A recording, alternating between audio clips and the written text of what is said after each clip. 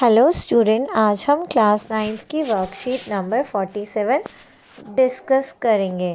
ठीक है, चैप्टर है हमारा बायोलॉजी का ऊतक और आज हम इसमें संरक्षी ऊतक के बारे में पढ़ेंगे। सबसे पहले क्वेश्चन ये है कि पौधा अपनी रक्षा किस प्रकार कर पाता है। ठीक है, पौधे के अंदर कौन सा मैकेनिज्म होता है, क्या होता है जिसके कारण पौधा अपनी रक्षा कर पाता है।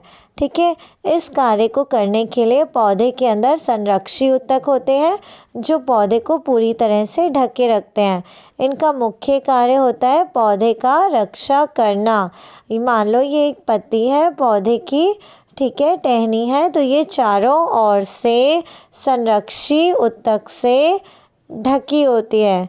ठीक है, ये संरक्षी ऊतक क्या करेंगे, इसका चारों तरफ से बचाव करेंगे। ये एक सरल ऊतक है, अभी हम सरल ऊतक ही पढ़ रहे हैं।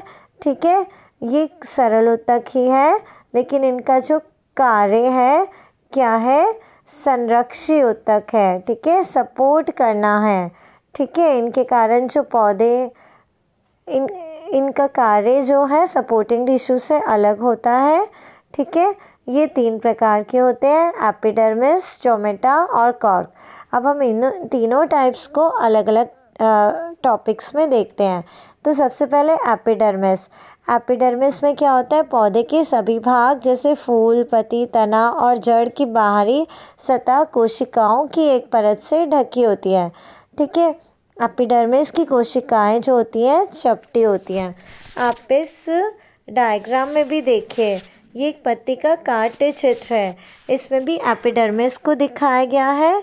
ठीक है, देखो एपिडर्मिस के जो सेल्स होते हैं ये बहुत ही पास होते हैं, इनके बीच में गैप बहुत ही कम होता है। ठीक है, इनके बीच का जो इंटरसेलुलर स्पेस, जो बीच का जो स्थान होता है ये बहुत कम होता है, ताकि इनसे वाटर का लॉस जो है बहुत कम होता है। ठीक है, क्योंकि गर्मी बहुत होती है और अगर गर्मी में वाटर लॉस को प्रिवेंट करने के लिए इनके सेल्स बहुत क्लोजर होते हैं। ठीक है, तो हम कहेंगे कि इंटरसेलुलर स्पेस जो है ये मिनिमम होता है। ठीक है, और ये फ्लैट होते हैं या हम कहेंगे कि चपटी होते हैं। अब दूसरा पॉइंट देखते हैं, ये पौधे के बाहरी भागों पर जल प्रतिरोधी परत बनाती है जो क्यूटिकल कहलाती है। जल विरोधी परत का मतलब है, ठीक है, ऐसी परत बनाती है जिससे पानी का जो निष्कासन है सबसे कम हो सके। ठीक है, जब बहुत तेज़ धूप होती है तो क्या होता है, पौधे का जो पानी है वो भाप बनकर उड़ जाता है।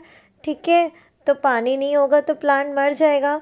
तो ये वाली जो लेयर होती है, जो क्यूटिकल लेयर होती है, ठीक है, ये क्या करती है, पानी के वाष्पोत्सर्जन की क्रिया को कम करती है। मरुस्थलीय पौधों में ये एक मोम जैसा जलरोधी पदार्थ बनती है जिसे क्यूटिन कहते हैं, जो पौधों को जल हानि और परजीवी कवक से रक्षा करती है। डेजर्ट वाले प्लांट है जैसे कि एलोवेरा।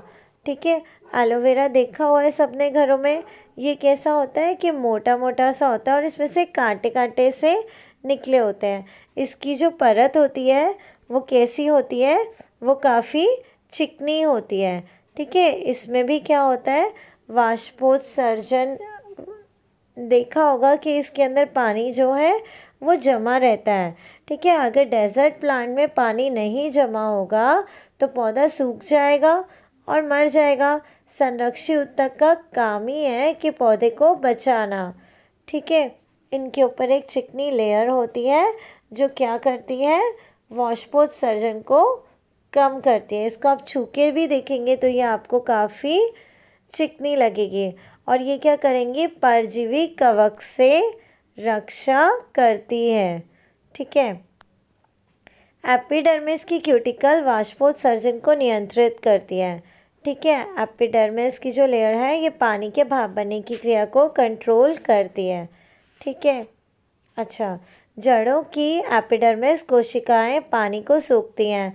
इस कार्य के लिए उनमें बालों जैसी प्रवार्ध होती है जिनसे जड़ों को पानी सोखने की क्षमता बढ़ जाती है। अब जो जड़ें होती हैं वो मिट्टी में होती हैं। ठीक है। जैसे हमने पौधा लगाया तो हम देखते हैं कि उसकी जो पौधे होती हैं, सॉरी जो जड़ें होती हैं वो मिट्टी में फैली होती हैं। ठीक है। इन जड़ों में जो बाल जैसी संरचनाएं होती हैं तो ये मिट्टी में जाके फैल जाती हैं और ज़्यादा से ज़्यादा पानी को सोखती हैं। ठीक है। ये जो हेयर जैसी संरचनाएं होती हैं ये क्या करती हैं, सरफेस एरिया को बढ़ा देती हैं ताकि ज़्यादा से ज़्यादा पानी को एब्जॉर्ब कर सके। अब हम स्टोमेटा या रंध्र देखेंगे। ठीक है। पत्तियों की एपिडर्मिस में छोटे छोटे छेद होते हैं। जैसे एक पत्ती है, इसकी एपिडर्मिस में इसकी चारों तरफ, ठीक है, संरक्षी ऊतक होते हैं, तो इसकी एपिडर्मिस में छोटे छोटे छेद होते हैं जिन्हें या तो स्टोमेटा कह सकते हैं या रंध्र कहते हैं। ठीक है। इन्हें वृक्क के आकार की कोशिकाएं घेरे रखती हैं जिन्हें रक्षी कोशिकाएं कहते हैं। रक्षी कोशिकाएं क्या होती हैं, गार्ड सेल्स होते हैं। इनका काम होता है, देखिए ये रक्षी कोशिकाएं हैं। ठीक है। रक्षी कोशिकाएं जो है रंध्र को घेर कर रखती हैं। इसके दोनों तरफ गार्ड सेल्स है ना। ठीक है। तो ये क्या करती हैं, रंध्र को, रक्षी कोशिकाएं ही गार्ड सेल्स हैं, ये रंध्र को ओपन या क्लोज करने में मदद करती हैं। ठीक है। और रंध्र में से क्या होता है, गैस का आदान प्रदान वायुमंडल से। कौन सी गैस का, ऑक्सीजन और कार्बन डाइऑक्साइड का। ठीक है। कार्बन डाइऑक्साइड अंदर आता है और ऑक्सीजन बाहर जाता है। ठीक है। गार्ड सेल को ही द्वार कोशिकाएं कहते हैं जो रंध्र को घेरे रखती हैं। अब हम चलिए आगे देखते हैं कॉर्क। पौधे की लगातार वृद्धि के कारण जड़ और तने में मौजूद एपिडर्मिस एक दूसरे ऊतक कॉर्क में बदल जाते हैं। ठीक है। जैसे जैसे प्लांट्स जो होते हैं ओल्ड हो जाते हैं तो उनमें जो डेड सेल्स होते हैं वो इकट्ठे हो जाते हैं। ठीक है। और धीरे धीरे वो जो डेड सेल्स हैं वो पास आ जाते हैं और उनके बीच का जो इंटरसेलर स्पेस है वो ख़त्म हो जाता है। ठीक है। हाँ, ये पौधों पर बहुत सी परत वाली छाल का निर्माण करते हैं, ये आप देख सकते हैं। ठीक है। जो इसके बाउंड्री में है। ठीक है। ये दिखाता है कि पौधा कितना पुराना है। जैसे जैसे पौधे पुराने होते जाएंगे डेड सेल्स उतने ज़्यादा इकट्ठे हो जाएंगे। ठीक है। उनके बीच में जो इंटरसेलुलर स्पेस होता है वो ख़त्म हो जाता है। ठीक है। और गैसियस एक्सचेंज और वाटर का लॉस नहीं होने देते। आगे देखिए, कॉर्क की कोशिकाओं के बीच में सुबेरिन नामक रसायन के जमाव के कारण कोशिकाओं की भित्ति मोटी हो जाती है। सुबेरिन के कारण ही जब भित्ति मोटी हो जाएगी तो हवा और पानी के लिए अभेद बन जाता है। अभेद का मतलब ये है कि हवा और पानी का जो अंदर से अंदर और बाहर जाना बंद हो जाता है। ठीक है। इसके प्रश्न उत्तर देखते हैं। पहला क्वेश्चन है, संरक्षी ऊतक किन्हें कहते हैं, ये कहाँ पाए जाते हैं। ठीक है। ऐसे ऊतक जो पौधों की रक्षा करते हैं उन्हें संरक्षी ऊतक कहते हैं। ये पौधों के सभी भाग जैसे जड़, तना, फूल और पत्ती की बाहरी सतह पर पाए जाते हैं। ठीक है। क्वेश्चन नंबर 2 है, एपिडर्मिस के कार्य बताइए।